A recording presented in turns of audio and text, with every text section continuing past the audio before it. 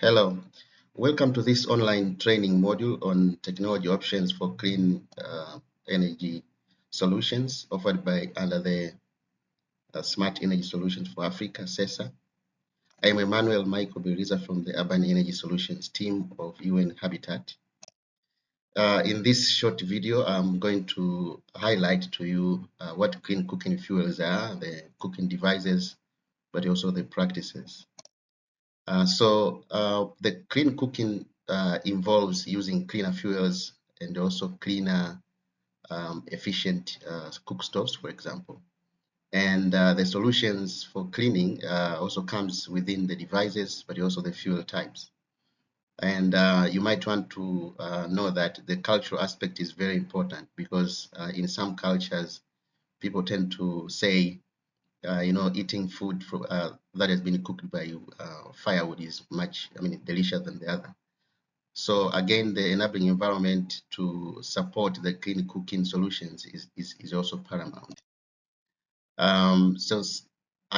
Here I'm highlighting a few clean cooking fuels. They can be categorized in gaseous and liquid fuels, but also the non-wood solid fuels. So we have the LPG as a liquid and also the gas, natural gas, but also the biogas. On the non-wood solid fuels, we have the biomass briquettes and others which are a little bit controversial, but can also be regarded as clean depending on how you use them. It's the maize, wheat, rice husks, and all that. So the crop residues, if they are used within good environment, can be regarded as clean fuels. So here you see a little bit of the picture of different liquid and gaseous fuels. So LPG is we all know, but it's very high efficient fuel. There's no pollution, but of course it's an expensive option for the low income communities. The natural gas is a very high efficient fuel. Well, we do categorize it as a clean fuel, although it comes from the fossil fuels, but it's relatively clean if you compare to, say, the use of firewood. It needs actually a very well established infrastructure. That's the drawback of this liquid fuel. And we also have bioethanol. Bioethanol is also produced from some plant oils, say palm oil. It's a clean fuel, but actually it has got low energy intensity if you compare to the other gaseous, say LPG or LNG.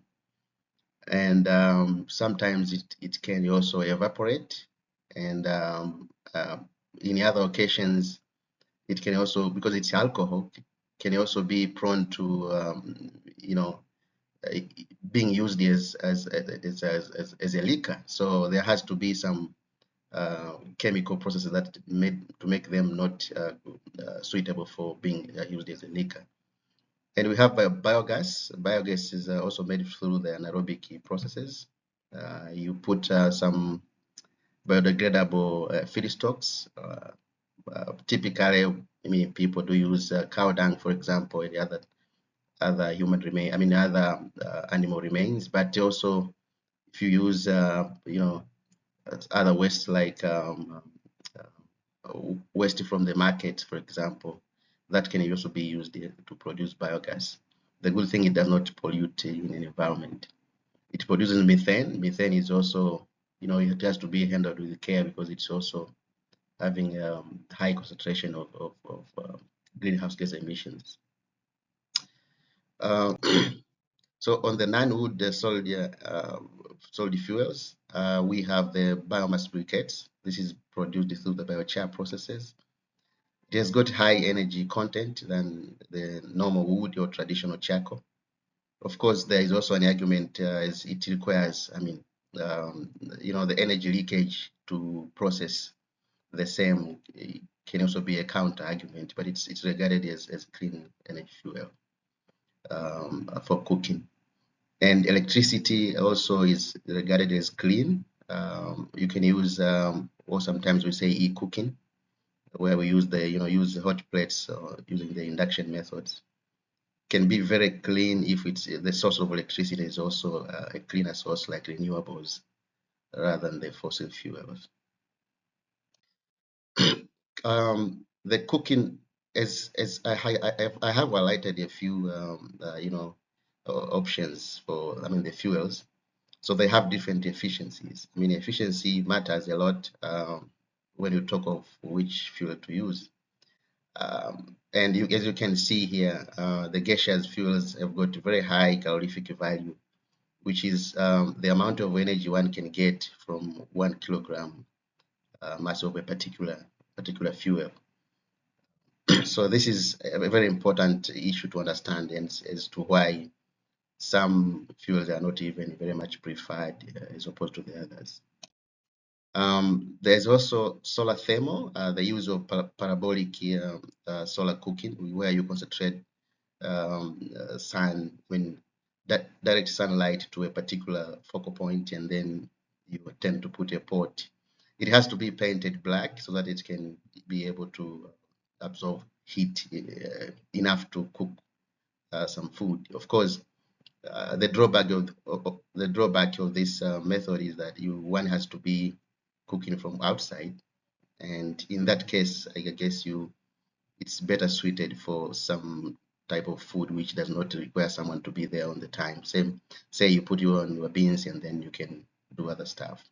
It's very much suited for the communal applications, and in this case, say in the specialty settings, can be very suitable for that matter. And as I said initially, we involve fuel and devices. So devices that are regarded as clean, when it comes to clean cooking, they are, say, improved cook stoves. So you have this cook stove which is made out of clay and liners and all that. So the essence here is to conserve energy so that you can use a few or a small amount of fuel, be it wood or even briquettes or charcoal. In that case, you attain some efficiency up to 40% of energy savings. And the use of pressure cookers is also regarded as one of the solutions to conserving energy, because it's it conserves energy and it's fastened heating function, and of course one reduces heating time. And in this case, you can have a substantial energy savings for that matter. And in summary, several factors determine the adaptability of cooking energy solutions. I mean, the access is one of them. I mean, looking at the urban settings, you find LPGs, LNG, electricity, and briquettes are very much seen to be suitable, but also the biogas in some cases, where in the communal applications, say in prisons or the like. And the rural energy, I mean, the rural settings, you find briquettes, biogas, and all that. But of course, electricity is also questionable whether it can be used in rural energy. So overall, the infrastructure, supply chain, and all that is very important when it comes to adaptability of one energy solution. And the pricing is very important. And what business models like subsidies, how people do pay for the solution, is also very much important in this equation. So thank you very much for that. These are the additional references. One can also go to the website. And with that, I want to thank you.